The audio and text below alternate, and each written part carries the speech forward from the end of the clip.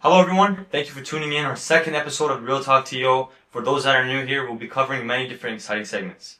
We'll start with the latest news, then jump on to the market pulse, which is the numbers and changes that are happening in the market that make sense to you. And from there, we will move on to some incredible deals of the month. Then we'll hit the streets and get some takes from the public. And lastly, we'll end off with questions from you guys.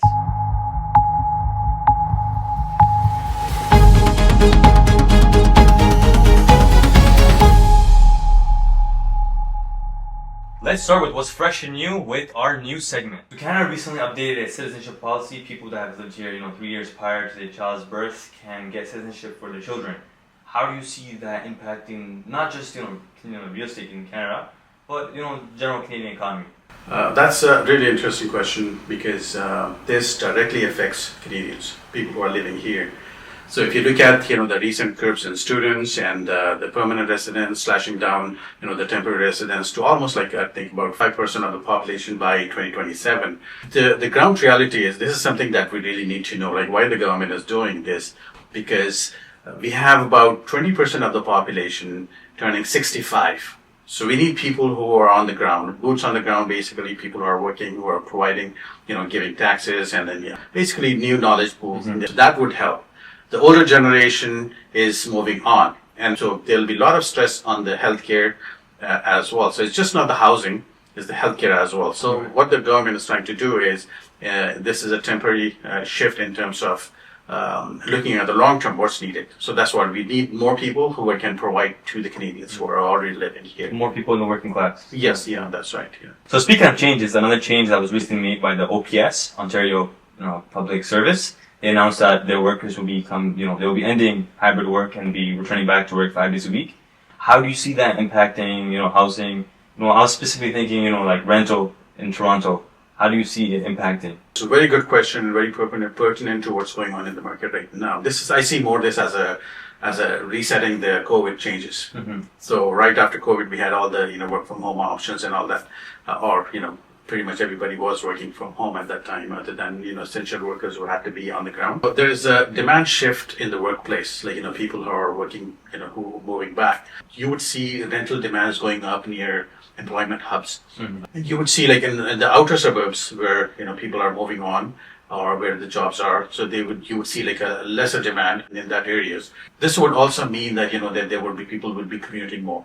People are, not working, so they'll be commuting more. There'll be more stress on the people. In general, people would want to, stay closer to work. So this is something directly would affect the housing because people want to live closer to where they're working. Somebody is renting, in the suburbs, that would change. People would want to live closer to where the work is. Right. So you would see the higher demand, downtown core area. I would definitely see the condo market going up by spring or summertime. I still see there is some changes, especially what you see the slowdown in the condo market is because of the New York condos and then the high influx of new inventory.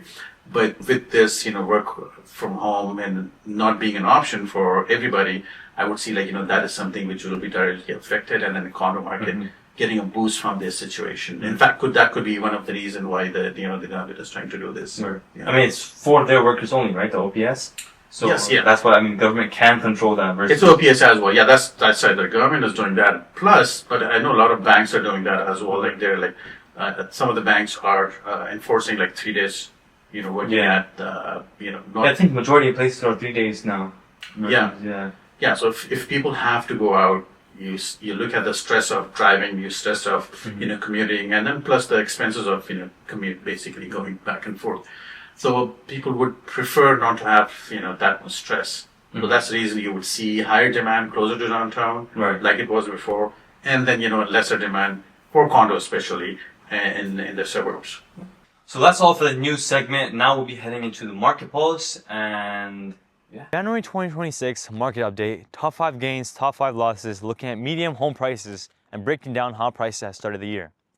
Starting with the top 5 markets that held up the best or posted gains. Leading the list is Scugog in the Durham region, where the median price increased from $800,000 to $912,000, up over 14%, making it the strongest performer in the entire GTA.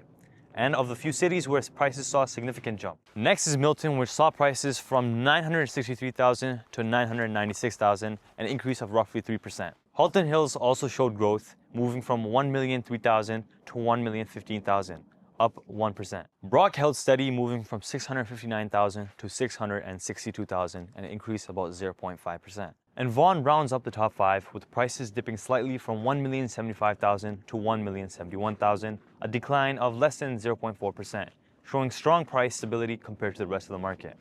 Now looking at the 5 biggest losses, East Gwillimbury saw a large drop, falling from 1,300,000 to 912,000, down over 30%. Uxbridge followed with a 26% decline, while Newmarket dropped roughly 17% year over year. Clarington and King complete the bottom 5, down 16.5% and 13.3% respectively. That's your January market snapshot. Back inside now to continue the rest of the show. Here's the top deals of the month. I just want to share a really hot property that's coming up in South Ajax, really hard demand area. This property is in Ajax. It's a really nice, it's a townhouse. It's a fairly new. That is, it's a John Body home, and it is really the value that the buyers would be getting on that is really nice build, which a really nice backyard size, closer to schools and all that. So closer to the highway. Upstairs is like 3-bedroom, main floor. We have a living, kitchen, and then open concept kind of main area, and then you have a open area on the second floor as well that can be used as an office or a den, or basically like an extra space for other activities as well. So in the east end we have Bowmanville. There's on the Caspian Trailway, really nice property. It's close to the lake. You just walk out, it's the beach, and then cottage. It's like cottage country. Very nice vibes in that area. And then further a bit on, then we have Power of Sale in the north, Whitby, which and then Brooklyn. It's a nice corner unit. That's a really great price as well. It's the biggest one available right now as well. Yeah, the largest one in that, and then the entire street, like that's the largest unit compared to other units that are available or were available in the past. This is one of the larger units. But we have a condo for sale. All the amenities like heat, hydro, water. Everything is included. There's a gym. There's a I don't think there's a pool, but there's a sauna as well. So everything is included. It's close to 401. It's right there, close to downtown. And it's a large, almost I think 1,200 square feet, something like that. It's a really large home with 3 bedrooms. 3 bedrooms? Yeah, 3 master. The master bedroom has a powder room. Wow. Ensuite, really large balcony, and then which a nice view. Another property in Kitchener Water too, which is a detached home, a 3-bedroom. You can't go wrong with that. It's just listed at $839. You could have easily paid close to $1 million for that property a couple of years back. So the buyers would be, whoever's buying it, they would be laughing in the next couple of years. Because I see the market is picking up. So these are some of the deals that we have right now. But there are a lot of others. If somebody's interested, they can message you or me after the show, and then we'll be more than happy to help them out with a lot of other deals that you as well. You have that other buyers that you're looking for, in Markham and Gwillimbury as well. I have 2 motivated buyers right now. One's in East Gwillimbury, looking for an East Gwillimbury, large, preferably. That's primary. Is things like getting a large lot. So also in Markham, they look for a 4-bedroom finished basement because they're looking to rent it out. So if you have a finished basement with a walkout, that as well. So if you guys know anybody. That's all for the deals of the week. Now we'll be heading outside and seeing what the public has to say about just general real talk. Hello everyone, we're here in downtown Toronto to talk to people on the street and see what they think about real estate, because you hear a lot of things in the news, but you don't really hear it from the people. So do you rent or do you own? I rent. You rent. And how much do you pay if you don't mind me asking? Around $1,700 per month. Do you find that like a manageable amount? Yeah, I feel like it's decently manageable. It depends on what your income is, like if you're working in the city or out of the city. But yeah, I think it's pretty manageable. And you said you live in Brampton, right? So do you work in Toronto? Yeah, so generally I work in Toronto, got to commute maybe 3-4 days a week. Yeah, so that's where most of my budgeting goes into. And what do you do to be able to afford living and rent? Pretty much a full-time job, like salary based. That's kind of pretty much it. Like if you're not working on salary or at least 40 hours a week, I could see it being like a really big struggle. Right? Yeah. And do you see possibly, hopefully in the future, owning a property? Yeah, probably in the next year or so, probably going to get a property. That's why renting, save money to eventually get there. So do you rent or do you own? I own. And what do you see the benefits of owning versus renting? But for me, it was at the time when we bought, it was certainly an investment. It was I'm a little older, right? Yeah. Coming from old school, it was always Not too old. not too old, but old enough to have some experience. And the experience to me was always taught that to get on the property ladder and it will reward you, and that has been the case. That's my generation, but If you don't mind me asking, how long ago did you buy the property? this house I'm in now, I bought in 2013, and before that I bought another one in 09. Oh, 08. And also, if you don't mind me asking, how much you put down for a down payment or your mortgage? For the current house I'm in now, the down payment was 200,000. All right, and what advice would you have to the younger generation that, aspire to, hopefully one day own property here? Maybe property ownership right now is not the answer. I think things have changed. I don't think there is anything wrong with renting. Other cities in the world, if you're outside North America, if you look in Europe, most major cities in Europe, ownership isn't the thing they can do. It's all property handed down and rentals. I mean, you can live a great life, invest your money elsewhere, and you can happily rent. And rental prices are now coming down. We're seeing it. Right, for sure. I don't think that's a bad idea. If I was on the property, trying to get on the property ladder now, I'd consider renting. We don't have to chase to own. Right. That's amazing advice. Thank you so much. So that's all for the interview segment. Now we'll head back inside to continue the rest of the show. Now it's time for your questions. We got questions, over the past week since our last episode from buyers, sellers, investors. Just to know, if you guys have any questions, just leave it in the comments and we'll get it to the next episode, or you can message us as well. A lot of these were through messages. So the first question we received is waiting for the dip still a mistake in 2026? Absolutely, because this is something which we get asked all the time. Like, is this the time? Like, do we have to wait? Is the market crashing further? So, because if you look at what the algorithms are on YouTube or any other social media, where you're searching something, it'll give you the similar content. It doesn't matter. You look at Instagram, TikTok, Facebook, whatever. Right. You search for market is falling, and you will see that's all it is, and that's all you're getting. Or if you look at the latest stuff, which is like silver or gold. Look at silver, what's going on with the silver, or whatever the stock market is doing. So same thing with the market as well. People are really nervous. So buyers are really nervous over where the things are heading. So it's if you going back to the question is like if they're waiting for the dip, nobody really knows what the dip is, right? Like that's a multi-million-dollar question of where the market was really at the shallowest part. Market has substantially dropped. From 22 onwards, right when the interest rates started going up in the March of 2022 onwards to now, the market has dropped significantly, right? So if you look at that, is it going to go down further? So I see signs of market already picking up, especially from the last November of 2025. The market has already started picking up. You can see especially in the Durham region. You can see Ajax, will be areas where the demand is higher. If you look at that, what really makes a difference? Affordability, that's not going to change. You still have to have similar salaries and, the prices are pretty much similar.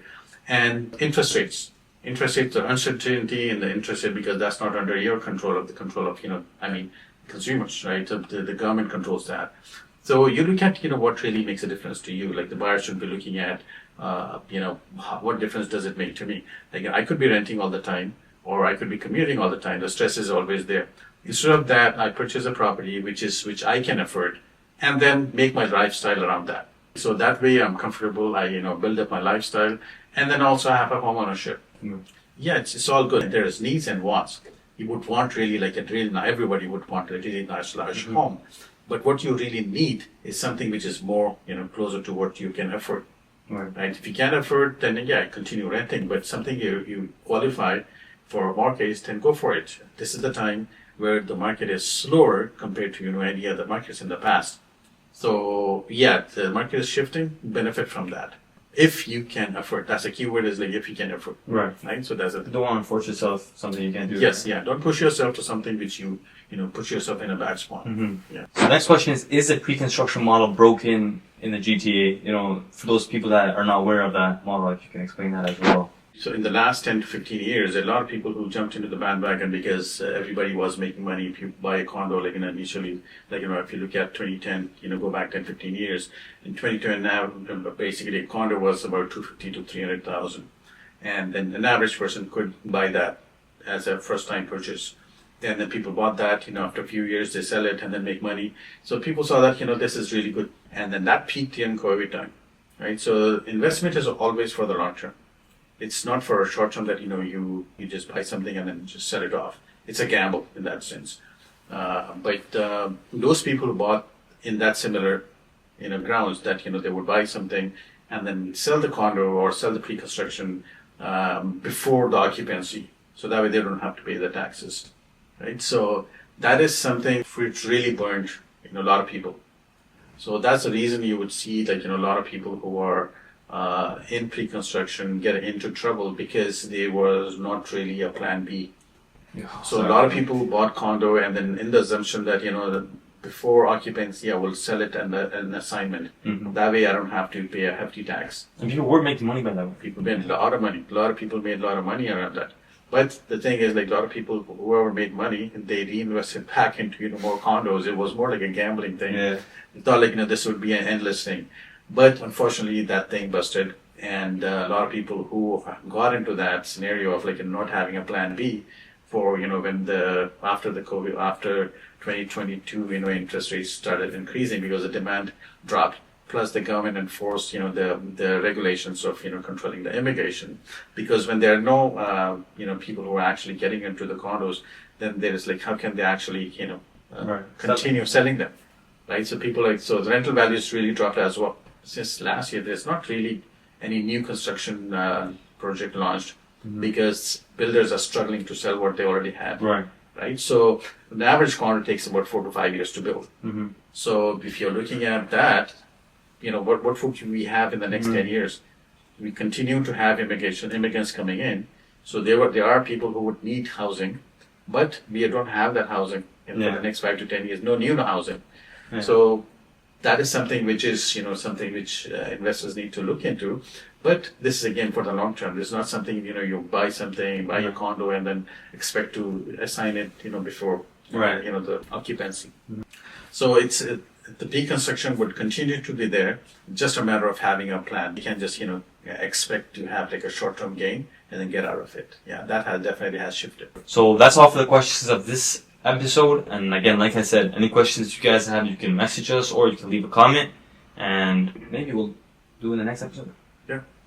That's all for the news segment. Like I said in the beginning, if you guys have any other questions, please feel free to leave a comment or you can message either of us, and maybe we'll take it up in the next video if it's worth sharing. Thank you for watching, and we'll see you in the next one.